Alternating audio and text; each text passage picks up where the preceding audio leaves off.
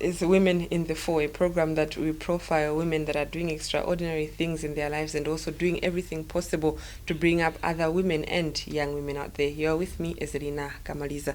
Today, I'll be talking to Vera Kamtukule. She works with MaSP and also an author with so many other things that she's working on. Welcome to the program. Thank you. First of all, may you just tell us, who is Vera Kamtukule? Yeah, that's a very interesting question. Vera Kamtukule is a woman God has favored with information that every woman has to hear. And when I say that, I mean every woman across the world, every woman and every girl across the world, because I believe that I'm a born encourager. You just have to call me and I'll say something right to make you feel better if you're feeling low. Yeah. So yeah, that's who I am. Mm-hmm. How did you start out your early life? Where were you born? Where did you go to school? Okay, I was born here at Queen Elizabeth Central Hospital in 1981. My parents were living in Zimbabwe at the time. And then when I was 9 years old, my parents separated. But I went to Mulamba Primary School from standard 1 to 6. And then from 7 to 8, I went to Manja Primary School. From there, I was selected to go to Zingwangwa Secondary School. And I did my Form 1 to Form 4. In 1998, I was disqualified in all science subjects in my MSc. Then I had to repeat, obviously. Then I went to Mr. Williams Girls Secondary School. It's in Dedza. It's an Assemblies of God private secondary school for girls. That's where I went. And from there, I went to Chancellor College. I was the only one that passed that year.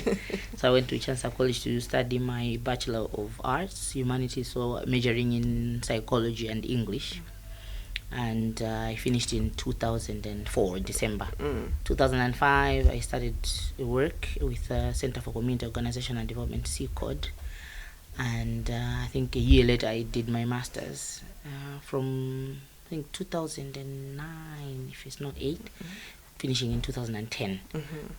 That's when I by default wrote my first book, but I had not intended to write at that time. Yes. What has been your driving force? Because from a young age, your parents being separated, it also has an effect on the children. Absolutely, it does have an effect. And these are things that people don't want to talk about. I always argue to say, I think my life. Okay, there's a plan for everyone, and God had planned it out. He knew that I was going to go into, and I was going to be raised in a broken home and whatever. And I want to say, Guti, it's because of that. That's why maybe I am passionate about other things today, because I went through that. But I will not lie to you that it was easy. It was very tough. If I'm going to talk about later about my brother who was murdered in 2016, may his soul rest in peace. I don't think he should have turned out the way he did, because he didn't have a father figure looking out for him. So when kids grow up in a broken home, there's a lot of issues that are at play that people don't want to talk about, but it's not as easy as it is. And money is not everything. The fact that I never went to bed on an empty stomach doesn't mean that I didn't need my dad or my mom in the same room. I think ideally, kids should grow up with both their parents. Parents. And now moving on to building your career. How has the journey been like for you to make it up to leading the Malawi Scotland partnership? The journey has been a little bit interesting, and I will not accredit that to my skill or whatever. I think it's by the grace of God. And also I think he had sent to me people that elevated me to where I am. I think probably that's why I also say there were some women that pushed me up, and because of that I also have to do the same thing. So for example, after 2005, we finished in December 2000. I remember I finished my exams on the 24th of December that time, 2004. And then 2005, I was sitting at home, and then I got a call that they had called the University of Malawi looking for somebody with my qualifications, and then my department, the psychology department, had given them my name. They wanted somebody that had studied psychology before to work with young kids on a certain project that was funded by UNICEF. And my lecturers they recommended me, which was really amazing. So I went, and I remember meeting these two ladies that have so much impact in my life. One of them is Sikunkoma, that was to be my boss for the next 4 years, and there was another lady who also passed away, may her soul rest in peace.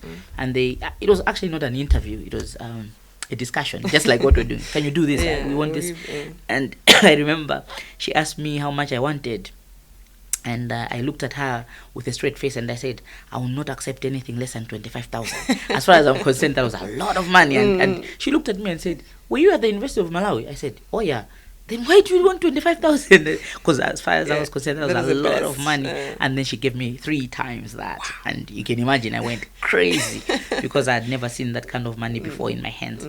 But anyway, so that's how the journey started. Then my job then, I was working with young people and also with women, a lot of women on issues of housing, issues of water, and that's what influenced my writing on my master's thesis. I did the supply and demand of housing in Malawi, but specifically looking at low income housing as it relates to women, affordability issues, and all that. So I think that's where the passion to do this started. However, if we rewind a little bit to my life, I think after the divorce,